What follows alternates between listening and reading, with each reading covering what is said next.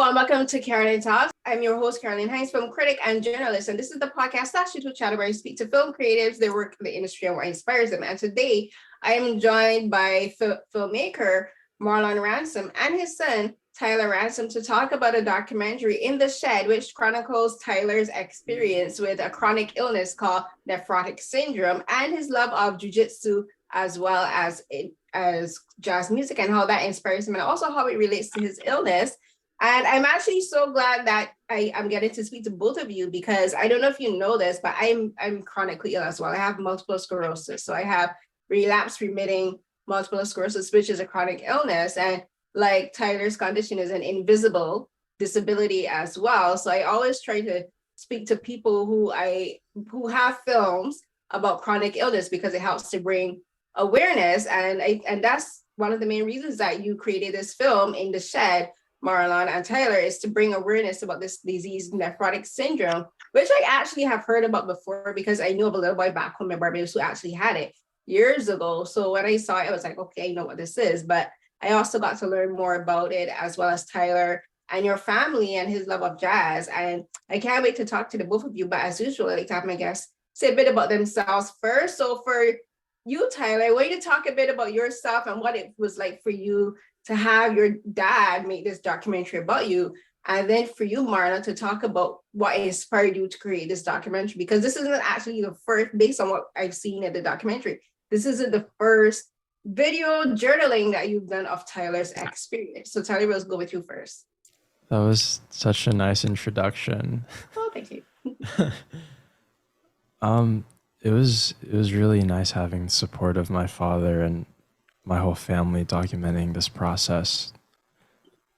Since growing up, our whole thing was spreading awareness and ways that we can help improve the lives of others as well as myself.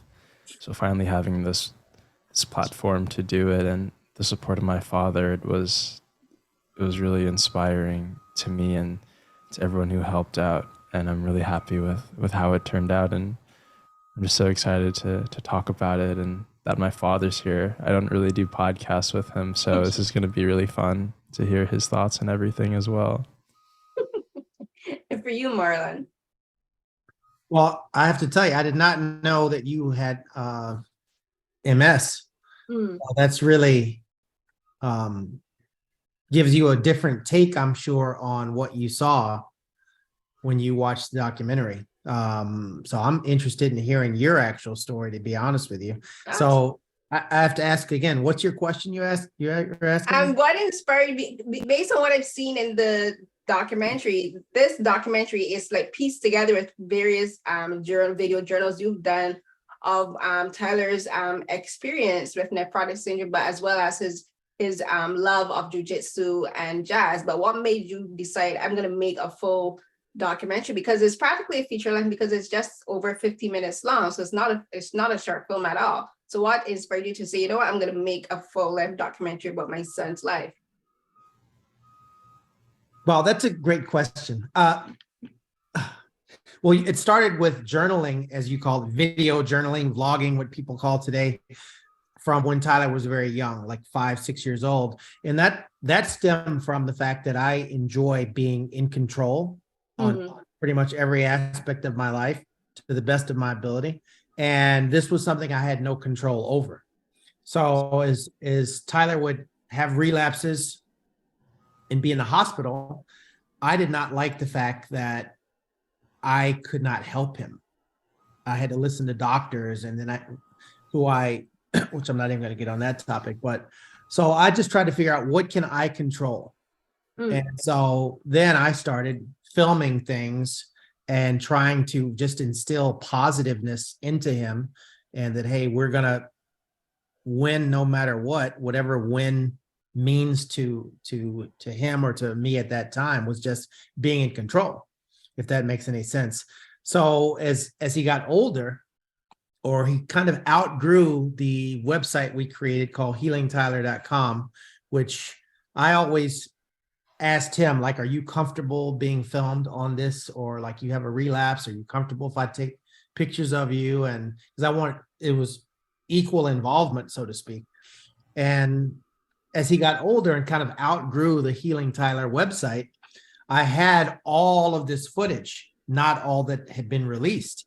And I just tried to figure out what could we do collectively to help more people, because he had a large community he had built up throughout the years from doing jujitsu, from the videos we'd send out. I mean, a lot of the videos had been, and I apologize for being long-winded, but a lot of the videos had been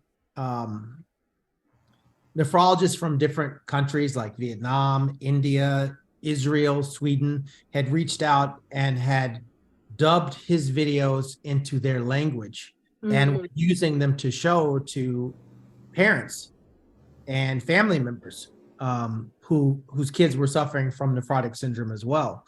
Because what I found is a lot of times people, if you look at Tyler now, you don't see someone who's fighting a chronic illness. People would go, he doesn't look sick. A lot of times that was family members.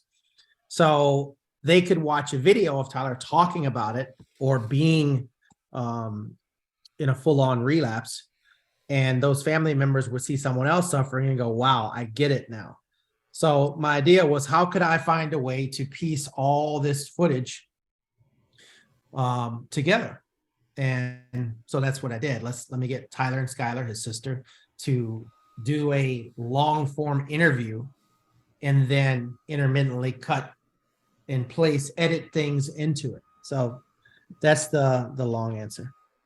Yeah, and I'm going to touch on some things that you mentioned, but one of the things you said there just now was about being in control. And I know, and that's something that I noticed very early on in the film, because like you at the top of the film, like after his mom brings him home and like she's like, he's swollen, and like she didn't understand, like there's a scene where you take him to the hospital and you said that you started to take photographs because you wanted to be able to hold the medical staff at the hospital accountable if something went wrong with your son.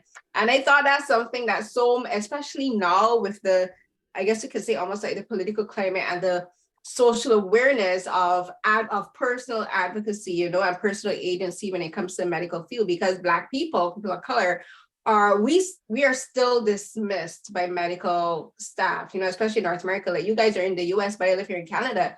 And I've had my own personal experiences with medical staff, with doctors dismissing my pain and dismissing my concerns and not listening to me fully. So when you talked about taking the picture and you're like, if something goes wrong, I'm going to have you, and you, I have evidence that you were here and you guys can like say that no one who was involved wasn't. And I thought that was so important, especially because Taylor was like 2 years old at the time.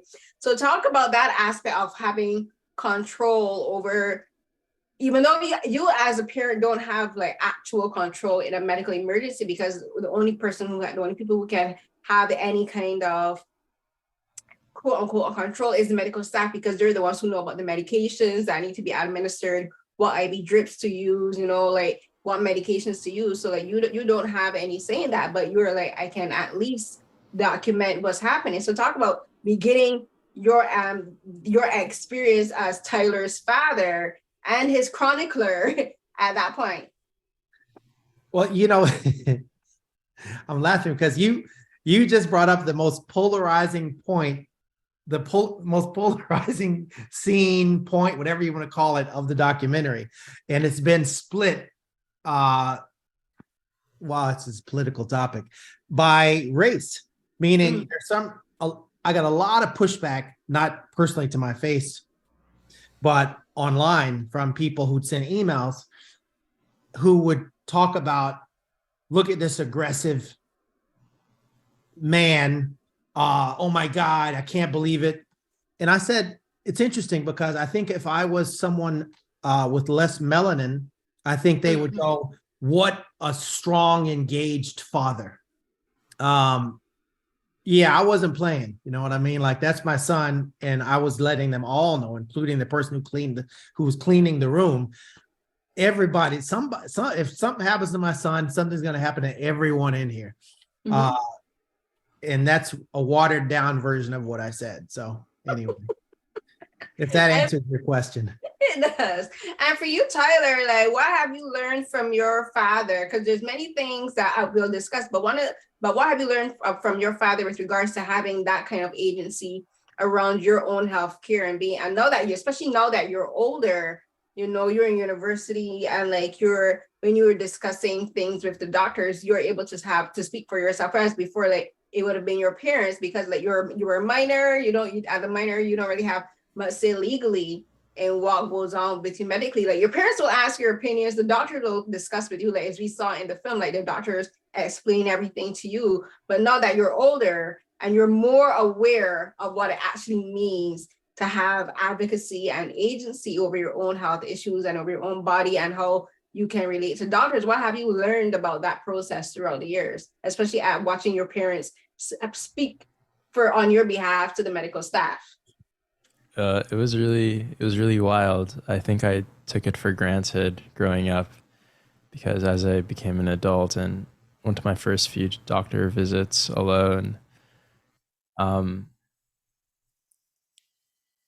they didn't really feed me the information. It was more so they just threw it at me, and Yeah.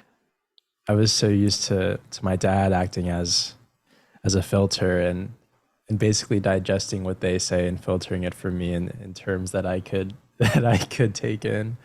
So not having that for like the first few doctor visits, I was like, what are they saying? What's happening? So I had to call him afterwards and tell him that this was happening and what I should do.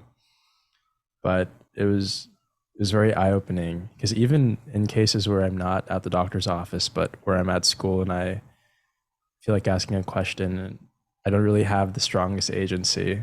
I don't know if you could tell, but I'm pretty laid back and calm. And I don't really have the strong presence that my dad does. But growing up, I've learned to follow that gut feeling and to take what you want, essentially. I don't know, closed mouths don't get fed, and that was always a lesson my father showed me and displayed. Yeah. For sure. My mother, that's something my mom always used to say, closed mouths don't get fed. But the thing about, I think for people with chronic illness in particular, is like we have to see the doctors so often, and like sometimes the doctors, and like when I watch when I watch medical shows now, and I don't really watch most medical shows now because like I know it's all lies and like it's drama, but the way how the medical system operates and how the doctors and like things like surgeries are done, I'm like, that's a whole lie. That's not what happens. And like, but the thing about being chronically ill, like you have to know so much about your body. We have to learn to listen to our bodies, and we have to learn when not to overdo it. We have to learn. And I think that to me, that ties into agency, not only with regards to medical professionals, but also with ourselves, because the doctors and the nurses and the specialists will tell us, okay, don't get stressed out. Don't overdo it physically, because that could trigger a relapse. That could stress out your body. Don't do these kind of things. But it can take years to learn how to actually pinpoint when it's just too much for our bodies. It's like for me still, I'm 39, but still, and I was diagnosed in 2017, and I was experiencing symptoms from like long before, but I'm still learning when my body is sending me signals to pull back. I'm still learning that, okay, this tiredness that I'm feeling, this fatigue that I'm feeling, isn't just my chronic fatigue. This is signs of an impending relapse if I don't check myself. So for you, Tyler, talk about how you're learning to listen to your body more, especially because you take part in such a physical sport like jiu-jitsu. Jiu-jitsu is a sport where you sweat a lot, which is something that our bodies lose like fluids when we sweat a lot. But when you're doing a sport like that, contact sport like that, your body is put through more stress than if you were doing like a typical, like a regular like sport. And like you have to learn to listen to your body more. So like what have you learned about your body so far? One of the biggest things for me is actually checking my urine. I've been doing that since a kid. So every day I have to go pee in the morning.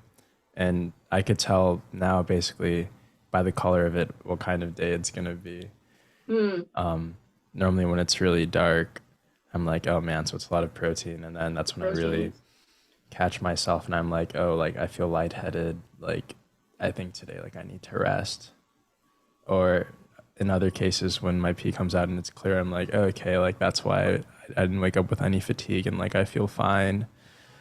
And even doing jujitsu and things like that, I think it was sometimes my body would feel like it's not up to do anything, but my ego would like be like, nah, like I have to show this white belt how we do it. And I don't know, growing up I had to find that balance and be like, okay, as much as I need to like calm my ego down and really listen to how my body's doing, and that required a lot of meditating off the mat and looking for signs like my hands don't grip as strong or my legs feel a bit more heavier than normal. But key things like that I've picked up throughout the years that I still use today to get a key feeling on how the day is going to be. Mm. And for you, Marlon, this is a question I don't often get to ask to people, because most of the people that I know are chronically ill are like grown adults, so they don't have the like I don't know their parents, and like they don't really need their parents to like speak for them, because again, their parents are like also super old too. But for you as a parent of a child who is chronically ill, what have you learned about being a support system without being an overbearing support system? Because to me, there's a very fine line between being supportive and then being, overbearing. Like as I said, I'm 39. My mom just turned 70 and she still thinks I'm a child. She'll tell me things. I'm like, Mom, I know my body. At first, I was like, first of all, you're in Barbados. You can't come and tell me what I can't do. But she's still always like super concerned. She'll come and tell me, she'll look at the weather forecast and say, all of a sudden it's going to be very sunny today. You have to watch yourself, because like for MS, like for the type of MS I have intolerance, which means I can get heat strokes very easily. My body temperature naturally is higher than normal. So like my natural body temperature is 99.1 degrees, whereas the natural normal baseline body temperature for most people is 98.3. So I'm already like above normal. So then once it gets higher, I have to make sure that I stay cool, that I'm not out in the sun too much, like I actually swell up once I get if I get heat intolerance, if I start to get a thing, because my hands start to swell up, my legs and my arms swell up, and then that makes it kind of difficult. It's kind of like you, Taylor, like my legs it's like actually painful to walk. So, but my mom, so she called me from in Barbados and tell me the temperature is going to be like so and so in Canada today. You need to be careful. And I'd be like, and I have to rein myself in and tell myself she's loving, she's just concerned for you. But for you, Marlon, especially now that Tyler's getting older, he's an adult, he's at school, he's all the way across the other side of the country from where you are. Like, how have you learned to like toe that line of like not being like too smothering as a parent, especially these things too, as you say, like to be in control? Well, I have to say, first of all, respect to your mom. And so many people do not have parents and do not have parents that are engaged in their lives. So when you said that, I didn't hear someone overbearing. I heard someone who's loving. And that's the difference, right? I'm the child and you're a person. You get it. I wish I had a mother like you have. I didn't have that. So that's the first thing I'd say to you personally. In reference to your question, when you say overbearing, I guess I'd have to ask you, what do you mean when you say that exactly? Okay, well, I guess it's because that's a phrase that Bajans use a lot. So when I say overbearing, like for instance, let me how would I explain it? So like we're almost okay, like so like using my mom as the example. Like for me, sometimes I understand, like I understand she's my mom and she's concerned and she's showing that concern, and that's and she loves you. And she loves me, and that's actually a benefit and a privilege, as you're saying. Like not everyone has that, but then also like it comes to the point where she's also trying to control what I do, even though she's not in the same country, where she's like trying to tell me, don't go outside, don't do this, don't do that, so like it's like there is a difference between showing concern and then being overly concerned and then being controlling. And I have to remind you, I understand your question. And I can answer it. I can tell you that from when Tyler was very young, I always, even when we went to the doctor, and a shout out to his two main nephrologists he's had, Dr. Camille and Dr. Pulianda, who are like a part of our family, but it didn't just start out like that. It took a lot of back and forth and mutual respect, however else you want to frame that. But I always had Tyler and his sister like, okay, go research the labs. So they could know when I was talking to the doctors what we're talking about. Like research when they're talking about you're spilling protein, look at the labs and see what it is. So my job as both of my child's parents was to teach them to be on their own. As I always would say to them, what would happen if I'm no longer here? I want you to be able to function seamlessly. So, and Tyler and I wrote a book together, and I learned begrudgingly that he, who is very much unlike me, whereas his sister is very much like me, Tyler is very calm. He's very chill. I'm not. So I had to learn to respect him more so in the book writing process and when he wanted to do something that I didn't agree with, I had to learn to compromise. And when he'd like playing music, I'd say, I really like this song. You should redo this. And he would push back. And so I had to learn to respect him. And as he's gotten older and lives across, he lives in New York, I live in Los Angeles. It's more along the lines of there's mutual respect, I would think. And I allow him to have his space to be him. He has no choice but to allow me to be me. And I don't really think there was ever really overbearing. I think there was, as he would know, there was love. There was love from a dad who wanted to make sure my son had and still has more opportunities than I've ever had. So I think it's probably a better question for him to ask if I've ever been overbearing or if I am, or it's probably a better question for him. Tyler. Hey. You want to answer your dad? You want to answer your dad's question? I don't think it was ever overbearing. I think it was me just learning how to live with training wheels and knowing inside when it was time for me to take them off. Yeah, I never took any of it for granted. It was really nice having that because I also recognized that a lot of people didn't have that. Because growing up, whenever I would talk to friends, they'd make it a point to emphasize that they weren't that close with their fathers. So I think in turn that made me take what many would probably consider him being overbearing as just how my dad is. It was a gift. Just being present. Yeah, just being present. But that's how I would answer that question. Right. And like as you said just now, Marlon, like you have to learn how to get to this place during the book writing process in your book, I'm Chronically Positive. So talk about this book and what started this.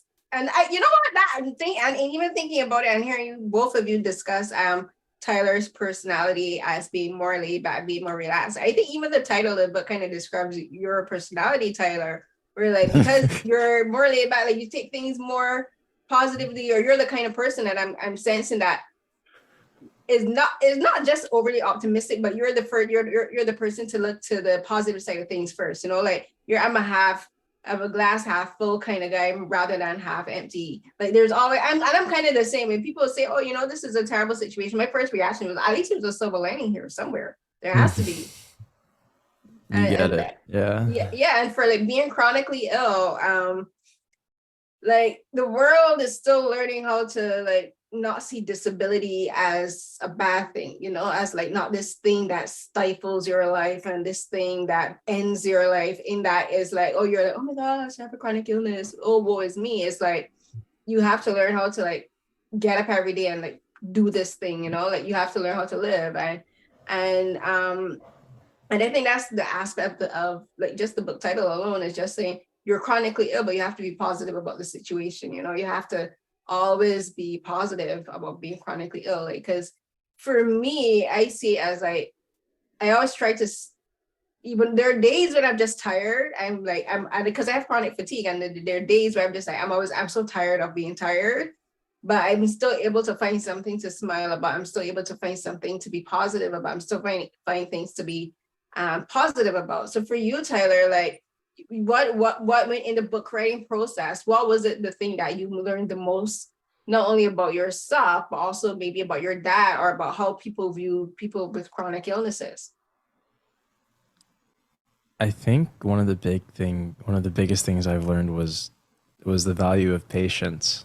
Mm. Not even with the writing process with my father and I, but when talking to my friends about my illness and what we were doing with the book, they didn't really understand. And in the Healing Tyler days,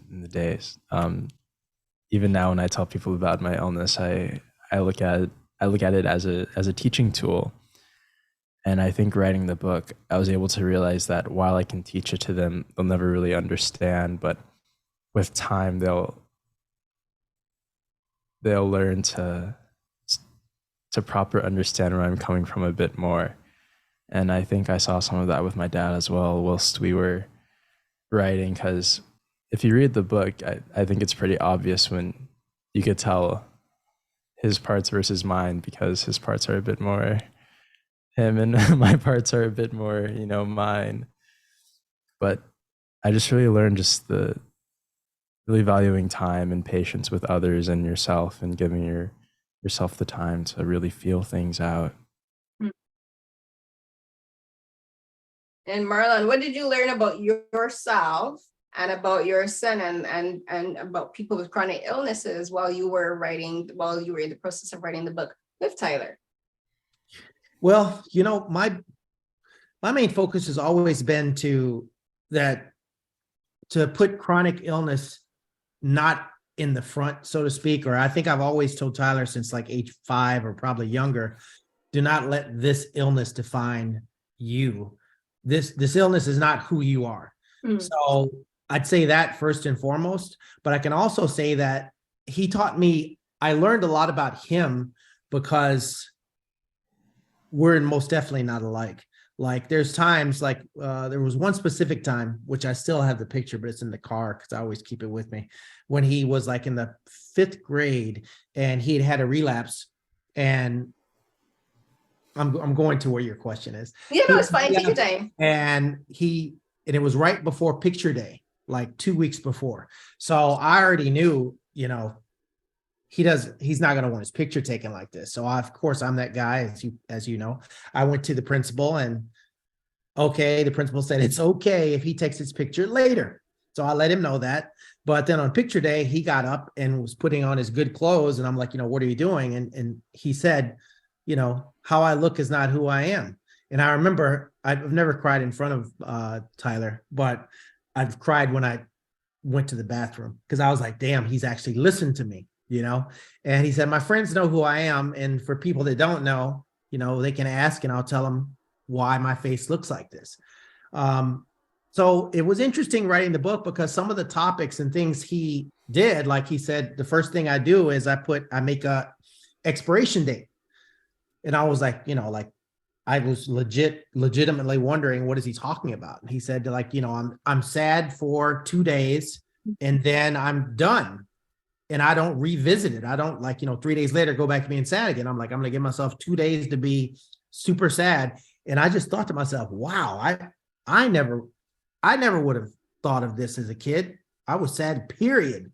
So I learned a lot about how his coping mechanisms in reference to of course I'm his father. So I'm going to the hospital with him and I'm angry and whatever else emotions I'm having. But I learned the emotions he was having, which was very interesting. Okay, how is he processing all this?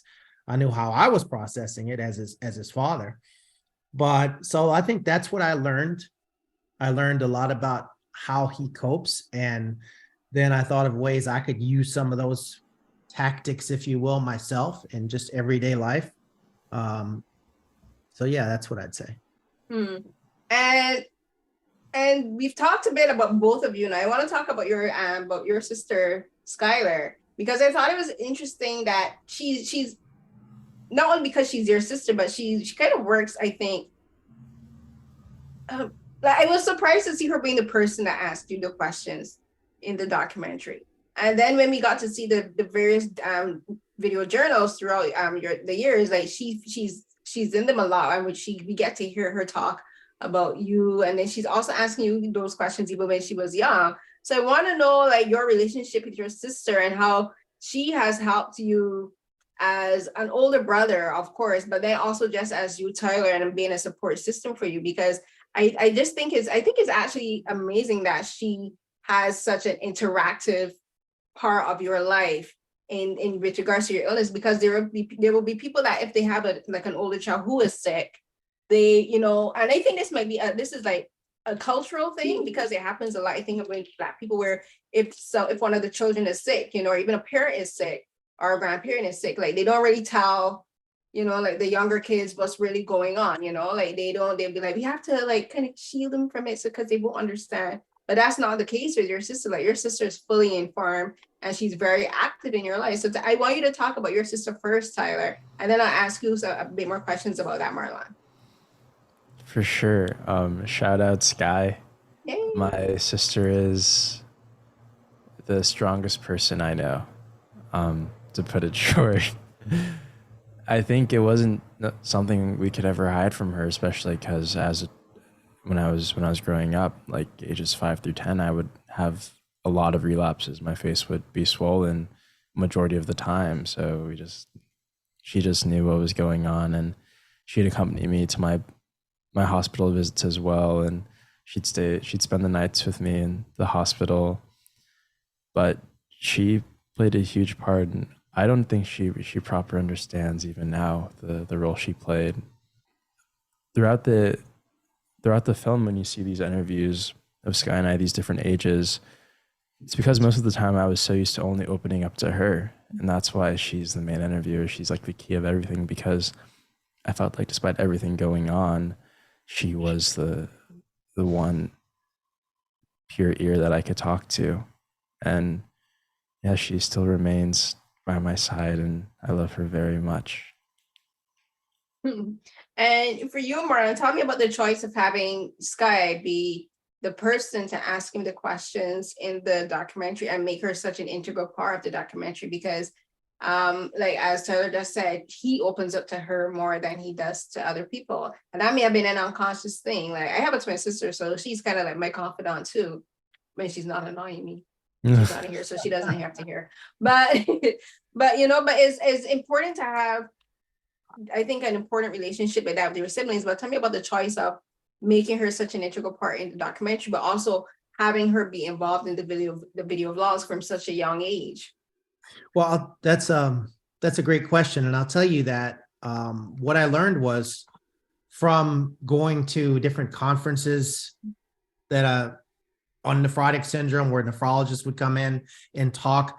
I'd listen to other parents, talk to other parents, and I learned that the majority of them, two things, and this might be a little off topic, but one, I realized that a lot of the families, they were just the moms, because the dads had left, for lack of a better, I'm not going to, sugarcoat it. Dads had left, I don't know, from the stress of having a child with an illness or the financial stress or mental stress, et cetera. But a lot of were single moms, and a lot that had siblings, like, they had multiple children. The other children had a lot of behavioral problems. And the reason for that, as I would listen to them, was that they spent so much time with their sick kids at the hospital with doctors, et cetera, that they neglected their other kids.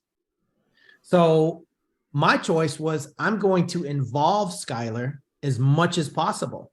And I'm surprised Tyler didn't tell you what Sky used to do whenever he got his blood drawn. You remember that, what she used to do, Tyler? You get hers done too? And she would basically cause friction on my arm. She'd give me pain on my other arm. Oh. She didn't inflict pain. Right, to make him not feel the pain from the needle. So basically, from me listening and seeing that other kids were having problems because they weren't getting attention, so they were doing whatever they could, normally negative things, to get attention. So I was like, I'm going to have her a part of the process so she doesn't feel left out. So that was always my plan. Like I don't want her to think she's less important, or she doesn't get attention, or she doesn't get, oh, when Tyler's sick, everything drops and we all have to go to the hospital. I'm letting her come as well. So that was the main reason for that. And I have to also say that I agree with Tyler that Skylar is the strongest person I also know. So That's great. And yeah, it's important to make sure the kids understand what's happening to their siblings, because like when we were younger, my sister was she had asthma like really, really bad. She'd be going to the hospital like 2 or 3 days a week, and we'd have to go to the ER. My mom would always bring me along, and I sit with my sister in the ER while she was getting like respiratory therapy, while she's sitting down there for like 3-4 hours on a nebulizer.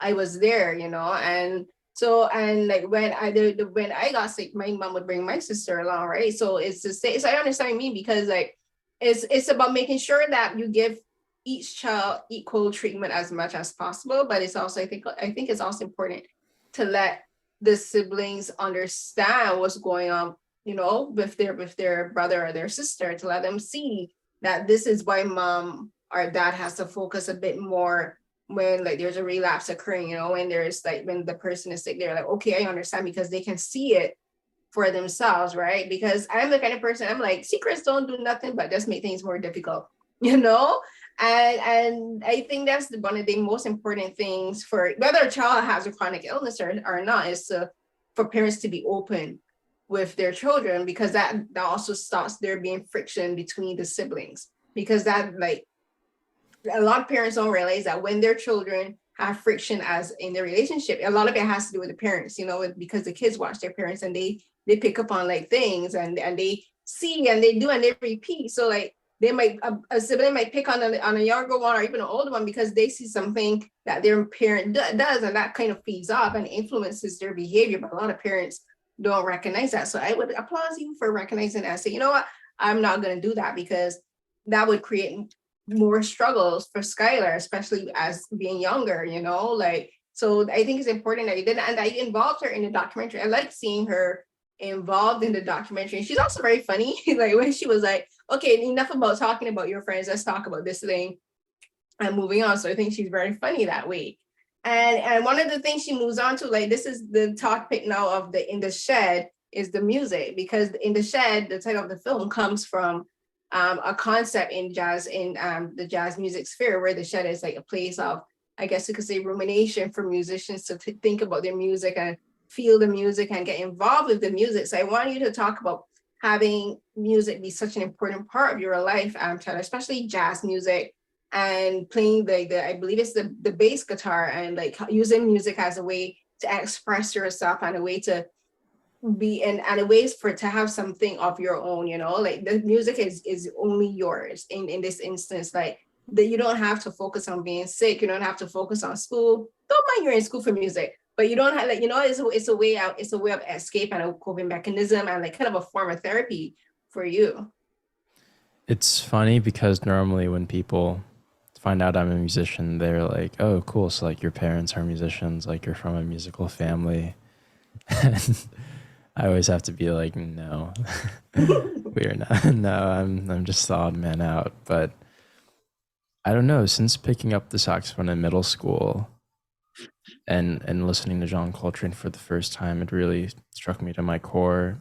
And I think one of the moment I look back on a lot is when I held my first guitar for the first time, and I didn't necessarily know what to do with it, but I knew in my heart and in my spirit that I was like, oh, okay, so like this is what I'm supposed to do, and since then it's always been a vessel for me to express what I couldn't. I remember I was hospitalized a lot as well, middle school and high school, and all I would do would be looking at guitar videos and picking things up from different players, and just excited to go back home to play guitar. And it came to the point that actually growing up, my mom had to put a curfew on the refrigerator. So, because I would play guitar so much, and she'd be like, "You have to stop at 10:30 because you have to go to bed."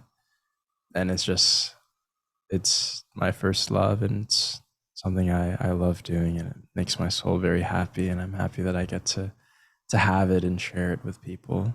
And it's a beautiful thing. And tell me how this beautiful thing is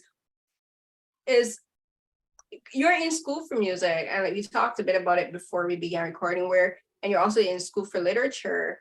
And when you're in school for music, like how does that change the way you see music? Because like learning music, I think freestyle, there's some people who never get formal education in music, but they're able to connect with music. I love music. I've taken classes to learn the violin. I haven't played it in years. I can't play anymore because of my fingers, but I love music, and music for me is an escape. And like people always, and it sounds pedantic, but music is one of the only or if not, probably is the only form of language where you don't need any interpretation for it. Like anyone from anywhere around the world like can hear the same piece of music, and they're able to like take something from it, and like you're able to communicate through music with people who don't speak your language. But when you're in school and you're learning now about the foundations of music, you're learning music theory, you're learning about the history of music, and from like people like John Coltrane, or even like people like B.B. King, who was like a great jazz guitarist, and like, Jimi Hendrix and all these kind of things. Like, how has that changed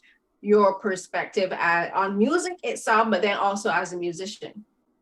It definitely changed things, especially because growing up, I would have like one guitar instructor that I would see every like other month. His name was Mr. Kim. Shout out Mr. Kim, but He was in the video, right? he was. And yeah, I was so used to just doing my own thing. I would just listen to a record and then I would just play that on guitar.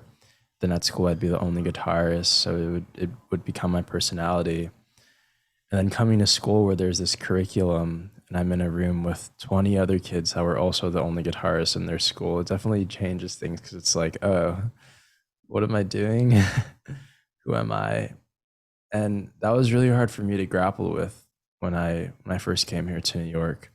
So every other person I'd meet would be a guitarist who also grew up listening to Jimi Hendrix and John Coltrane and B.B. King, and I had a bit of an identity crisis because I was like, for so long I was so used to attaching myself to the instrument. I don't know who I am without it.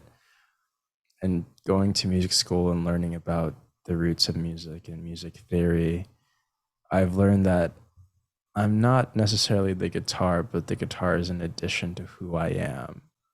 As much as I love doing it, it doesn't mean anything if I'm just the guitar.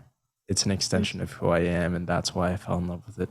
That's why I fell in love with music for the first. I'm like stumbling on my words, but that's why I fell in love with music initially, because it was an extension of myself. It wasn't who I was.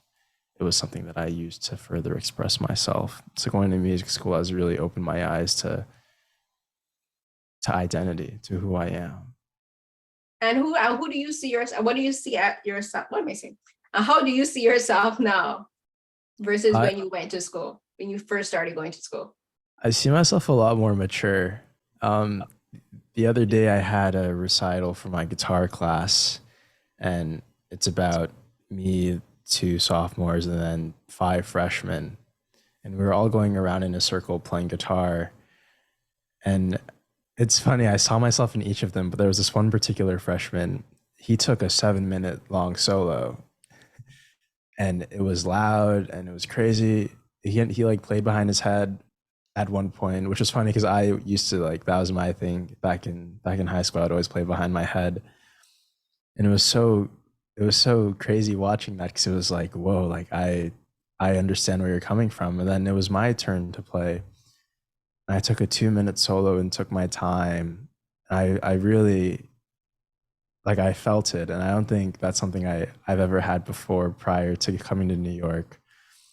But it's like, I feel the music I'm playing now with so much more feeling. I don't know how to further express it, but I've learned it's a lot more quality over quantity. And that goes for so many things in life. And I just look at music in a much more mature way, I feel.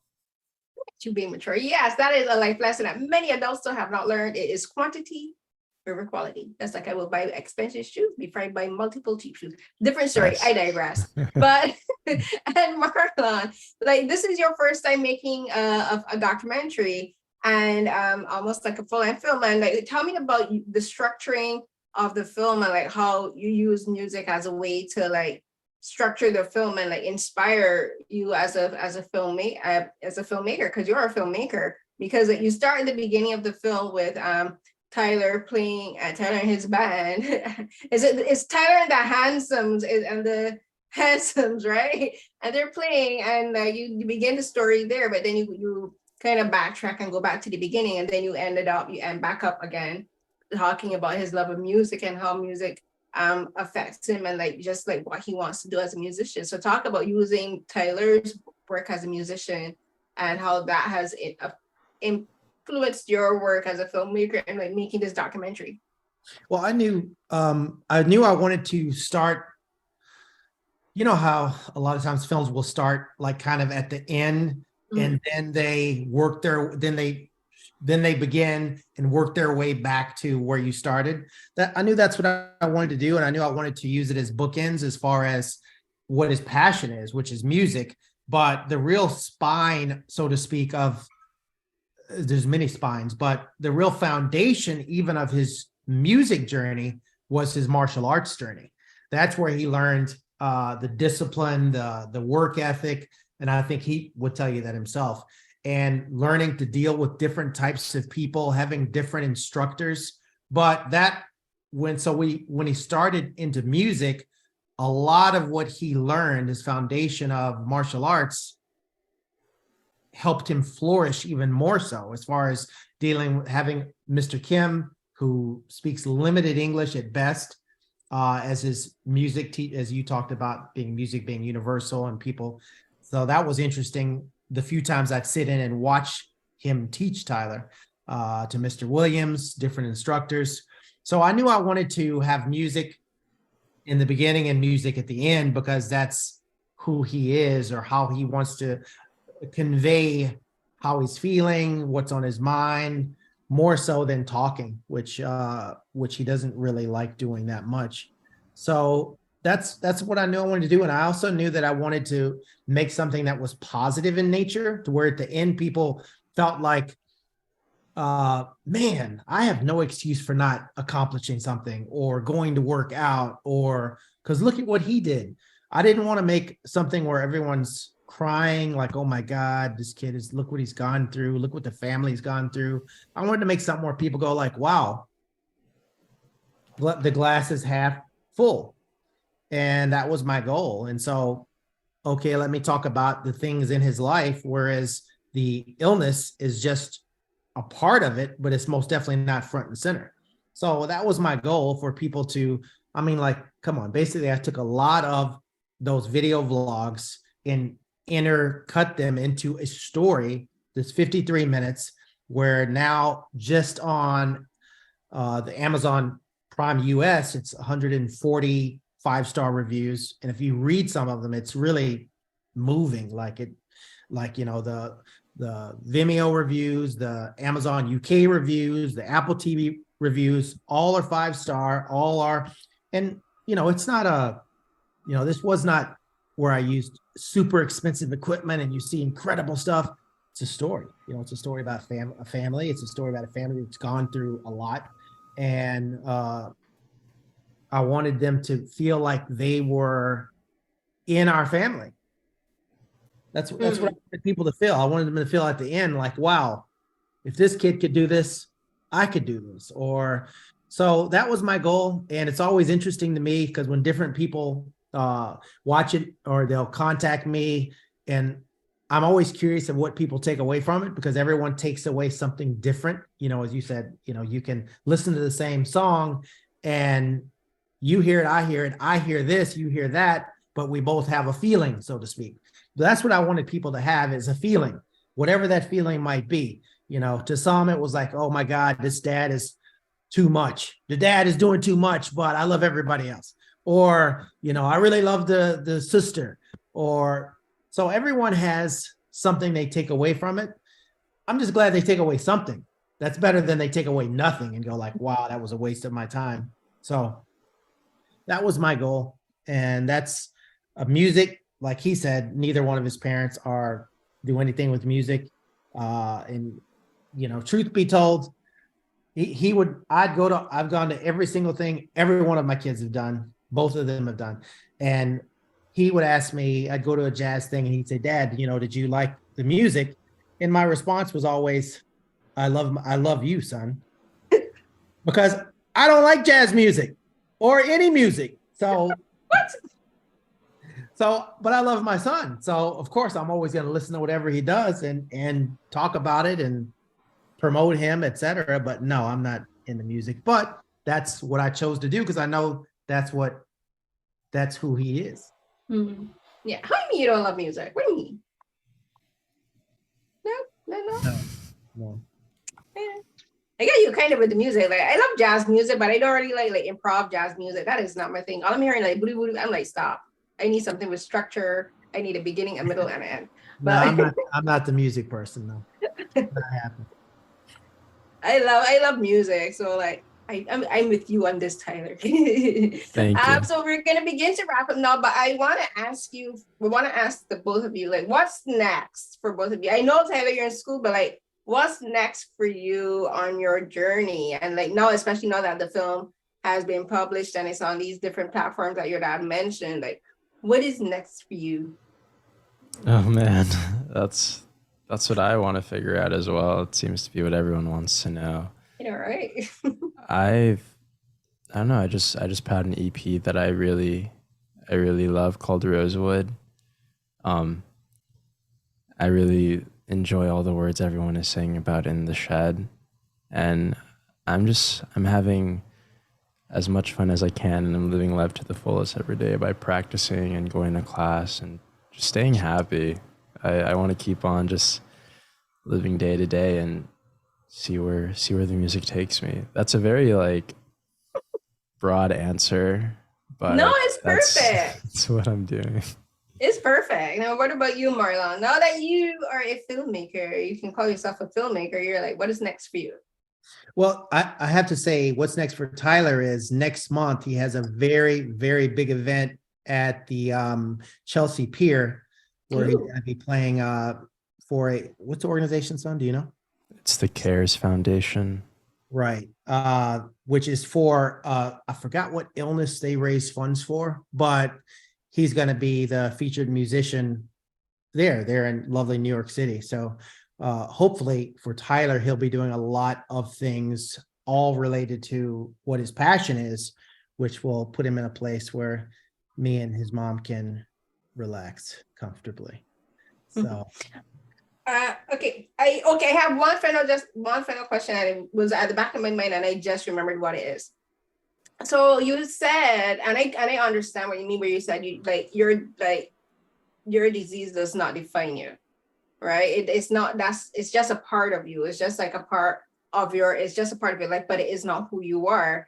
But when you're basically an advocate for awareness of like a particular disease, or like an advocate for awareness of like disabilities, and advocating for about awareness of disabilities and people with disabilities and people with chronic illness, like you do become known to people for that, like especially when you have like the website healingtyler.com and that kind of stuff. Like when you know that you're not defined by your illness, but that's how people kind of identify you because of your illness, like how are you able to separate that, and how are you able to process the way that people see you because of your illness? It was really hard. Sometimes it still is really hard, feeling like that's the main thing people take away from me, especially those that see the documentary or browse through Healing Tyler. Even sometimes it's hard for me when I meet someone new and they're like, oh yeah, like we saw you with Ronda Rousey as a child, like you're the sick kid, right? And that was always the worst. And I think it's having a strong sense of self. That's what's worked out the best for me, knowing who I am and how I perceive myself and how those closest to me know what's going on. Because if you don't really have that strong sense of self. I feel like your skin isn't that thick, and however people define you, you're just gonna stick with it, and it's really gonna not even just affect how you see yourself, but affect how you see others. You know, you're gonna be a lot more bitter. But I've been very fortunate to take that time and to see and to use patience and implement it in my life, to know who I am and how I see myself and what my strengths and weaknesses are and things that define me, and yeah, things like that. Great. Thank you so much. And good luck. Oh, you want to do, oops. You want to finish off something there, Marlon? Yeah, I wanted to say that from my perspective, like friends of mine that know Tyler, some people know Tyler for different reasons. Like some people know Tyler only as the musician, or specifically, some people know Tyler only as the guitar player or the jazz guitarist. But then there's people that know Tyler as the indie rock jazz singer for his singing stuff. That's a whole different group of people. Then you have people that remember Tyler just from jiu-jitsu. Then you have people from the chronic illness community or the nephrotic community who know him from that. So a lot of times I'll have friends of mine that don't know anything about his illness, but they know about him because they follow his music. And then they say, oh my God, I just saw the documentary. I had no idea he was, had an illness. So you have different groups of people that know him for different reasons. Am I correct there, Tyler? Yes, that makes sense. Yeah. So in reference to when you said, what am I doing now? I say that because even though, and I'll backtrack, I grew up listening to Rod Stewart. So I'm a Rod Stewart person. But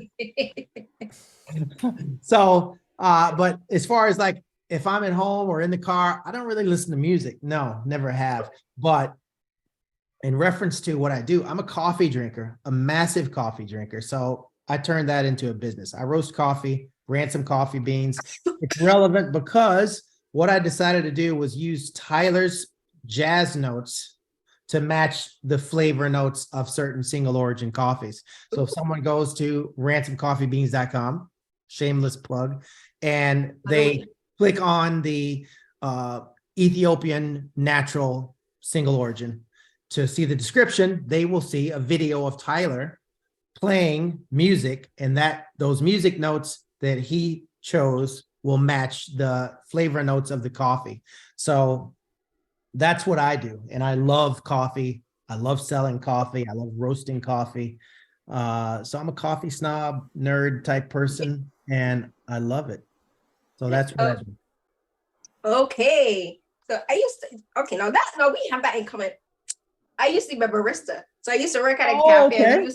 And we used to play at so like I was trained as a barista, and we sold mostly Lavazza brand coffee. But yeah, so like I can see the connection with the music because like different coffees, like Arabica or whatever, they have different flavors and different notes and depths and stuff. So that's a way for you to connect to music. See, you're connected to the music. What's your favorite single origin? I'm not really a coffee drinker. The only reason I drink coffee is like kind of for the taste. Like it doesn't make me hyper or anything. Coffee actually makes me sleepy. So I don't really drink it that often. But when I used to work at the cafe, like the Arabica was my favorite. And I would usually make like a cappuccino with it, like, and that was more my thing because my friends were like, how are you not a coffee drinker working at cafe? I'm like, it's a job, okay. But